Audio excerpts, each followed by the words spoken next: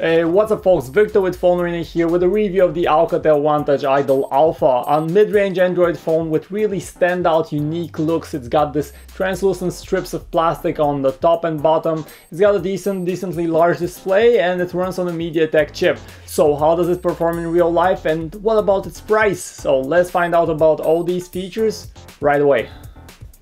The Alcatel OneTouch Idol Alpha has a stylish and unique translucent plastic strips on the top and bottom that make it stand out. It's aluminum on the sides with chamfered edges and an elegant body, sleek and pleasingly lightweight. Altogether, this is clearly a device for those who want to stand out in the crowd with a phone that is stylish and unlike any other, but without being over the top kitsch. The Idol Alpha has got weird capacitive buttons located right below the display. The actual keys are not marked. Instead, the marking is below them, and that is a strange decision, but you get used to it after time. On the right side there is an aluminum lock and volume keys that are also made out of solid aluminum, and they don't wobble at all, feeling solid and clicky, but unfortunately they are a bit too flush and with less trouble than we'd like.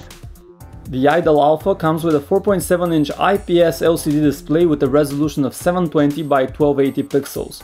It's decently sharp, and in terms of colors it's neither too cold nor too warm, plus it is vibrant, even a bit too much as some of the colors are oversaturated.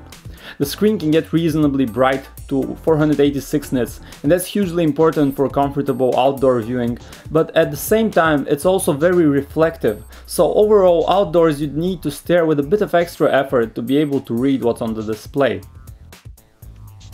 The Idol Alpha ships with Android 4.2 Jelly Bean, and needless to say we would have liked to see a much newer version of Google's operating system on board. Alcatel is also using its own custom skin on top of Android to customize its looks, but most of the customizations are skin deep, focusing on changing the icon set and lock screen rather than introducing new features. That's not necessarily a bad thing though. We like Alcatel's simple and light skin that does not hog down Android and yet manages to stand out with generally likable, flat and modern icons. Instead of a roaring Snapdragon chip, the Idol Alpha runs on a more modest and cheaper MediaTek system chip.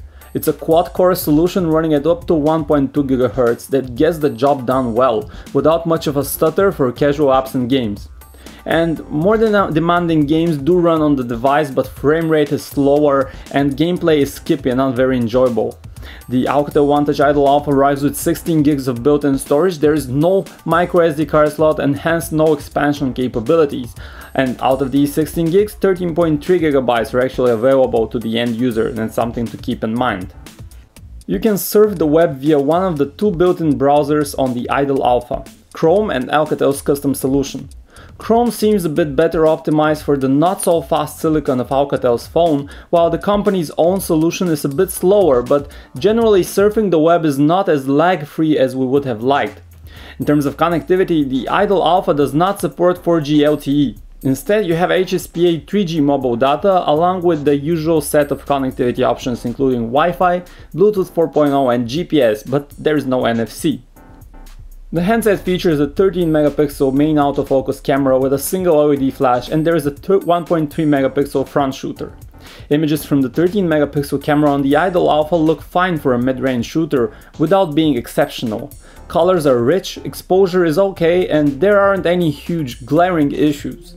The camera can also capture HDR images, but the process is painstakingly slow. Indoors, images start getting noticeably grainy and lose their relative color accuracy. Even with no flash on, colors noticeably pale out, losing their liveliness, and pictures as a whole look washed out. Switching over to video, you can record 1080p footage at 30 frames per second, and the recordings look fairly smooth and very detailed, not bad at all. With a decently large 4.7-inch display, the Idol Alpha is perfectly fit to entertain you on the go. Its video player is perfectly prepared for the task as it plays back all common video formats and codecs, with threaded at even 1080p resolution. For music, you have a pretty bare-bones custom player by Alcatel and Google Play Music on board. Both get the job done, classifying your music by songs, artists, albums and genres, and both display large and impressive album art. What we're not so impressed with is the sound quality via the single loudspeaker located on the back of the phone. Its quality is fine for a smartphone, but it's just a bit too quiet. Call quality is decent on both ends of the line and we encountered no huge issues. Still, however, the voice quality leaves room for improvement. Voices in the earpiece for one sound audibly distorted, coming through with digital noise on the side. The Idol Alpha sports a 2000 mAh battery that definitely seems scarce when compared to other similarly sized phones. Nonetheless, official figures show that the phone lasts a fairly good 10 hours in 3G talk time and around 15 days on standby. What do these numbers mean in real life? Our experience shows that you can hardly get more than 1 day on a single charge, and under heavier use you'd have to recharge during the day as well. And now finally, in conclusion, we ought to say that we really appreciate the unique visual style and appearance of this mid-range handset. It's really different than all the rest, and you might want to have something different in an age where everyone has a Samsung or an iPhone, and you might just want to stand out with this device. However, in terms of performance and value for the price, it's not really all that good. The MediaTek chip is not among the fastest ones, its camera doesn't stand out, and its price is a bit overpriced, actually very overpriced. At the moment we saw it was available in a couple of markets for the same price as the Samsung Galaxy S4, or you can get the LG G2 flagships from last year that have much better specs, much faster, much better in terms of performance, so you might want to look at those. And for a detailed review of the Alcatel OneTouch Idol Alpha, make sure to go to PhoneArena.com. Thanks for watching.